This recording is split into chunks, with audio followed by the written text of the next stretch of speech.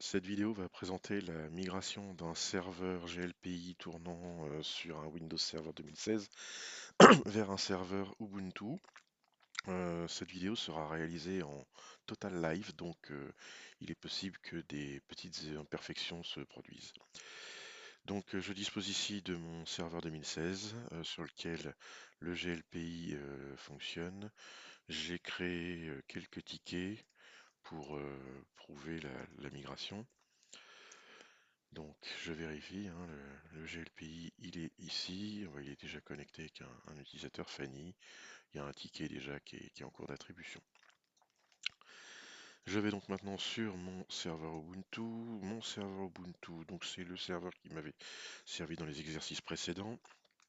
Je me connecte avec le login TSSR. Oula, j'ai dû faire des bêtises. Oui, TSSR 76 étoiles. Alors pour me simplifier la vie, je vais faire la commande sudo SU qui va en fait maintenir ma connexion en tant que route pendant toutes les commandes que je vais taper. Ça m'évitera de faire sudo à chaque fois. On voit le prompt a changé. Donc déjà apt update. Ah bah non, ça marche pas puisque j'ai déplacé mon Linux dans un autre réseau. Donc je vais commencer par modifier la config réseau. Nano /etc /netplan 50. Alors donc là oui j'étais encore dans l'ancien réseau. Le nouveau réseau c'est le réseau 10. Puis on va lui mettre la 20, peut-être pas la 20, ça met peut-être mes PC, je vais lui mettre la 5, allez. La gateway, ça doit être la 10.254. Et le serveur DNS, c'est le 192.168.10.1. Oh, CTRL X. On va faire un netplan apply. Apparemment c'est bon. If config, c'est bon. apt update. apt update, je le fais systématiquement à chaque fois que j'ai besoin d'installer des paquets sur mon système Linux. Alors je crois que là j'ai déjà le Apache qui est installé, donc je vais avoir d'autres choses à installer pour faire fonctionner mon GLPI. Je vais déjà avoir un serveur MySQL et toute une pléiade de plugins PHP pour le bon fonctionnement de GLPI. Donc là je vais faire apt install. Alors MySQL-serveur déjà, PHP,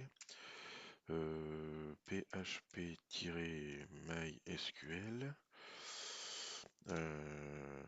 lib apache 2-mode-php, c'est ce qui permet de faire le lien entre Apache et PHP si elle n'a pas déjà été installée. PHP, je sais que j'ai besoin de la GD, PHP-cas, PHP-XML, PHP-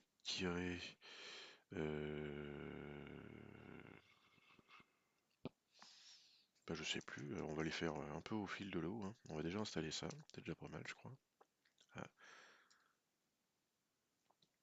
libapache, ah oui j'ai fait une faute de frappe, libapache de mode PHP, voilà. Donc là déjà il y a de la matière.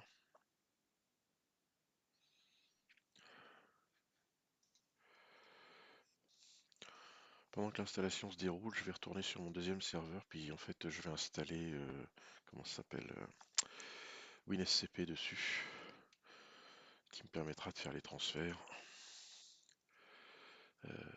entre, entre le Windows et le Linux. Download, oui, ok.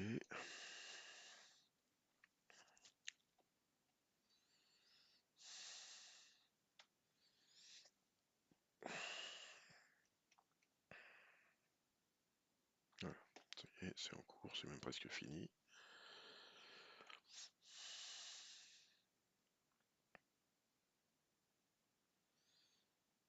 Jette un coup d'œil à mon Ubuntu, bon bah c'est fini, formidable. De toute manière, je peux pas trop continuer sans le reste.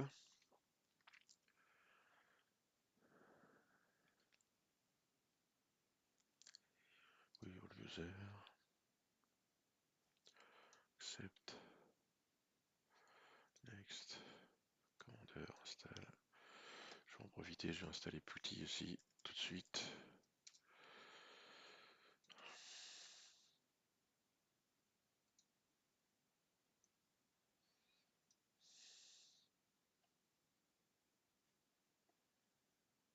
Ça doit être quasiment installé.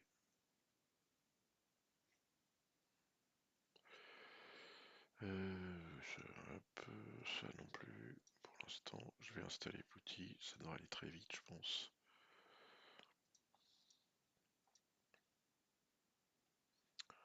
Toc toc. Bon, voilà. J'ai installé les deux composants dont j'avais besoin. Je vais me connecter à mon serveur 168.1.10.5, toujours avec le login TCCR et TCCR 76 étoiles. Login, j'accepte la clé de chiffrement et je suis arrivé au bon endroit. Je vais vérifier, je crois que sur... Non, peut-être dans Download que j'ai ça. Voilà, dans Download j'avais le GLPI et donc je vais récupérer le GLPI et le Fusion et je vais les mettre tout de suite ici. Voilà, donc là j'ai mon GLPI et mon Fusion identiques entre le serveur de Microsoft et le serveur Linux. Ici je fais un LL, je retrouve mes deux fichiers. Donc pour extraire GLPI, je vais faire un tar, puisque c'est un fichier de type tar bz2, zxvf. Alors Z pour parce que j'allais faire un fichier bz2, donc en général quand on a un Z à la fin de l'extension, il est fortement non c'est même pas c'est un TGZ pardon, fortement préconisé de mettre le paramètre Z, X pour extraire, V pour vérifier et F parce que je veux extraire un fichier. Et donc là je vais mettre GLPI et tabulation. Voilà, là le GLPI est extrait, je vais faire le même avec l'autre fichier tout de suite. Donc c'est un fusion. Alors lui, vous voyez, il veut pas, il dit que c'est pas vraiment un gzip, donc en fait, je mets pas le Z. Et ça marche. Hop, je suis en majuscule. Donc là, j'ai mon dossier GLPI et mon dossier Fusion Inventory. Je vais tout de suite faire un truc, je vais faire un MV Fusion Inventory dans GLPI. Oh, je vais repasser en menu. GLPI, plugin. Voilà, bah c'est bon. Là, je vais faire un MV GLPI dans /var www html. Toc. Chose qui est très importante à faire, mais bon, ouais, je vais le faire après. Donc là, j'ai le pays là-bas. Donc ce que je vais faire, c'est que maintenant, sur mon serveur 2016, je vais faire http :// 192.168.10.5/glpi. On va regarder un petit peu ce qui se passe. Bon, déjà, c'est bon signe, hein. Il m'a retrouvé mes fichiers, mais je pense qu'il me manque des morceaux. Alors, français. Ok. Ok. Hop, j'ai lu. Installé. Alors, il me manque un certain nombre de choses. Alors, la LDAP, en plus je l'ai oublié, c'est la IMAP, APCU, XMLRPC, MBstring et GD. Tiens, c'est marrant, il me semblait que je l'avais mis. Alors, du coup, et il me dit le fichier n'a pas pu être créé. Alors, effectivement, il va falloir que je fasse des modifications sur le dossier GLPI. Je vais aller dans cd/var/www html ll et je vois bien mon dossier GLPI, sauf que pour l'instant il appartient à TSSR. Donc là je vais faire un chown moins grand R pour que ça s'applique. Ah, ça c'est pas mis. Chown moins grand R. Alors www-data, c'est le compte Apache. Deux points. Je vais expliquer après. Le deux points. En fait, ça permet de changer à la volée propriétaire et le groupe. Donc propriétaire data groupe, enfin propriétaire www-data et groupe www-data pour GLPI. Ça c'est la première chose à faire. Normalement à partir de là, déjà si je fais réessayer, ouais, évidemment à chaque fois il veut pas, faut recommencer l'install. Ça c'est casse-pied mais bon, on fait avec. Français, ok, j'accepte, ok, installé. Bon, déjà, j'ai plus le message. Bon, ça, c'est pas grave, celui-là. Il me manque des extensions LDAP, IMAP, APCU. Eh ben, on va aller jeter un coup d'œil. LDAP, IMAP, APCU. Donc, apt install php-ldap, php-imap, php-apcu,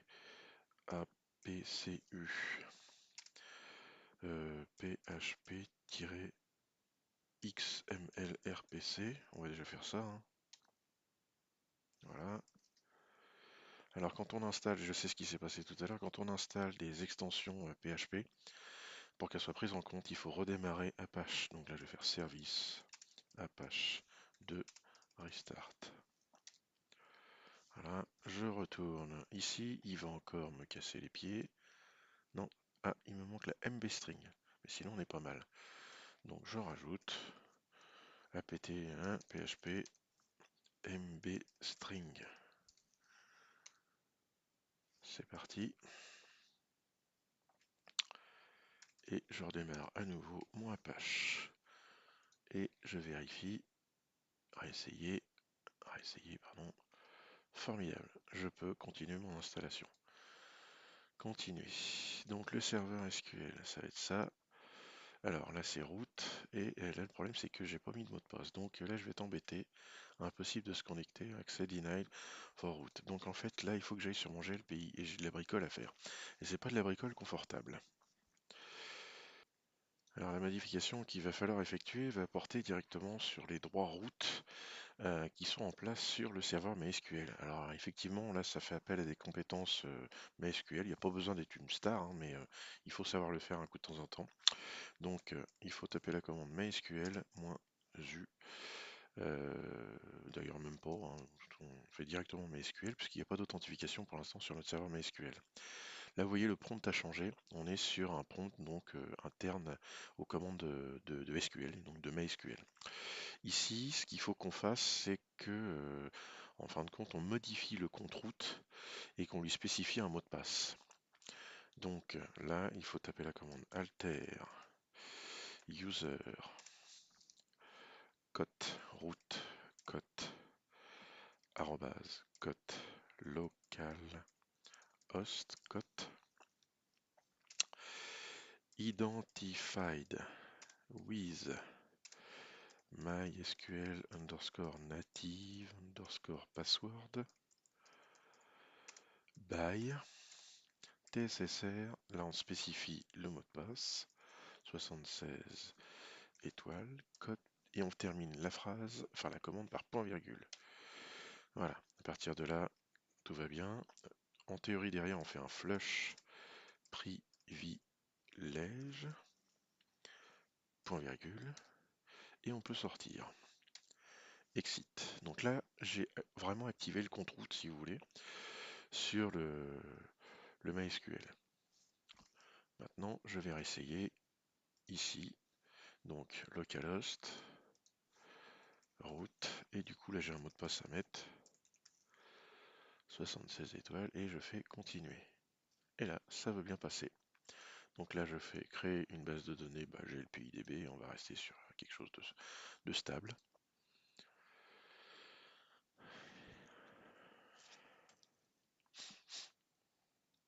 Donc là, c'est la phase de démarrage, on va dire, du GLPI.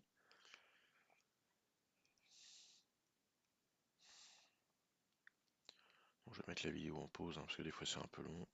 Voilà, c'est terminé. Donc là, je fais continuer. Je ne vais pas envoyer de statistiques et je ne ferai pas de don. Si j'en faisais un à chaque installation de GLPI, je serais ruiné.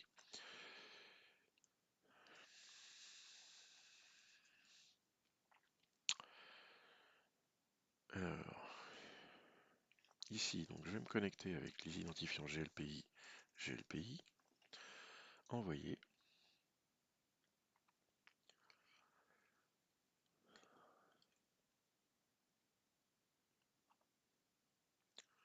Pas pourquoi c'est lent comme ça, mais c'est pas grave, ça va passer, hein.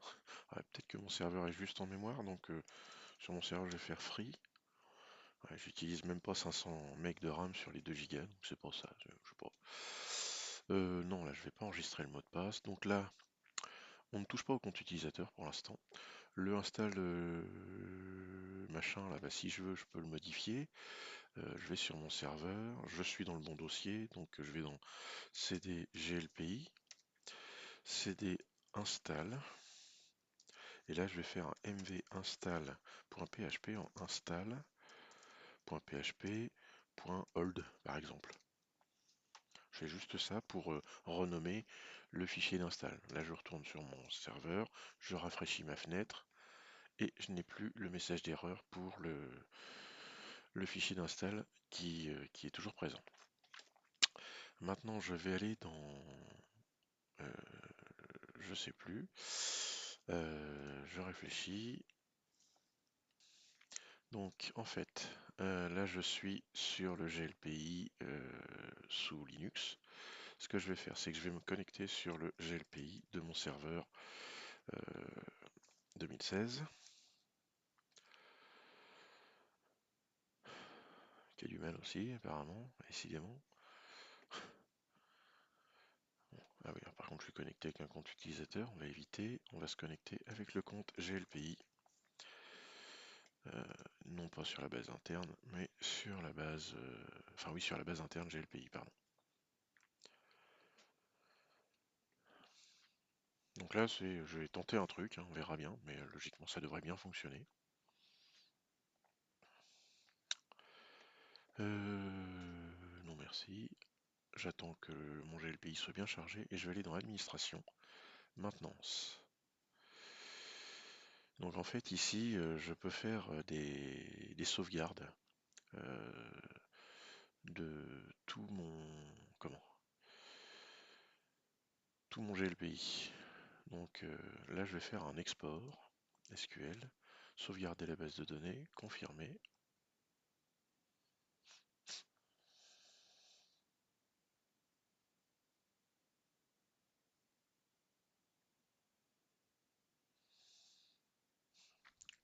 Donc ça mouline.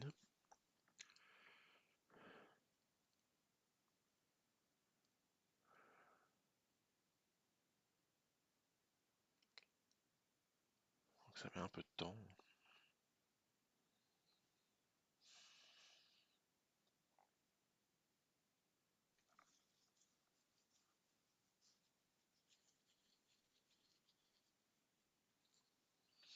Ça met beaucoup de temps. Normalement après on se retrouve sur une fenêtre comme celle-ci qui lance la progression de la sauvegarde. Donc au bout de quelques minutes, la sauvegarde est réalisée. Donc c'est une sauvegarde qui normalement prend à peu près tout ce dont on a besoin. Donc alors ce qui est important ici, c'est de regarder où est-ce qu'il nous a mis ça. Exemple htdoc glpi files dump glpi. Donc ce que je vais faire, c'est que je vais utiliser mon WinSCP. Je vais aller jeter un petit coup d'œil euh, jusqu'au fichier, jusqu'au dossier en question. Je fais n'importe quoi là. Je vais donc sur le E, XAMPP, htdocs, glpi, files, dump, et là je retrouve la sauvegarde qui m'intéresse. Cette sauvegarde, je vais la basculer sur mon serveur Ubuntu. Là, sur mon serveur Ubuntu, je vais faire cd ll, oui c'est pas le bon, je fais la racine, donc il faut que j'aille dans cd slash home DSSR, ll. Là j'ai un fichier glpi backup, donc là je vais faire un mv glpi backup dans slash var slash www html glpi. files underscore dump. Hein, je le remets au même endroit mais côté Linux. Voilà, donc j'ai déplacé. Maintenant je retourne sur mon serveur 2016. Non, je vais le laisser là, on sait jamais, je peux en avoir besoin. Donc là je suis sur le serveur 2016. Là je change d'onglet pour aller sur le serveur Ubuntu. On voit il n'est pas complètement post-paramétré. Ici je vais aller dans Administration, Maintenance, et je retrouve du coup le fichier que je viens de sauvegarder. Et là je vais faire Restaurer. Voilà, confirmer.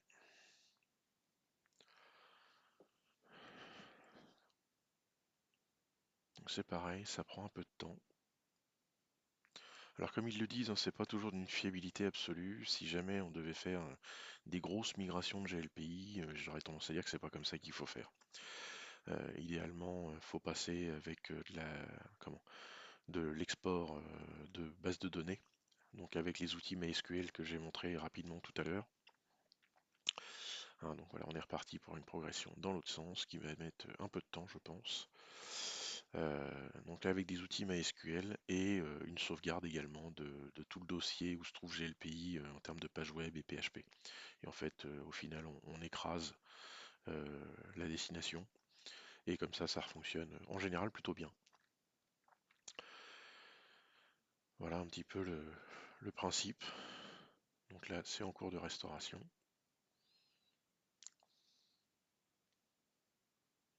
Donc faut attendre. Faut attendre, ça met quelques minutes pour une toute petite base de données où il n'y a presque rien dedans. Donc ça m'étonne que ce soit si long. D'habitude, c'est un peu plus rapide que ça. Je dois avoir peut-être un souci sur mes VM, hein, c'est pas exclu. Hein.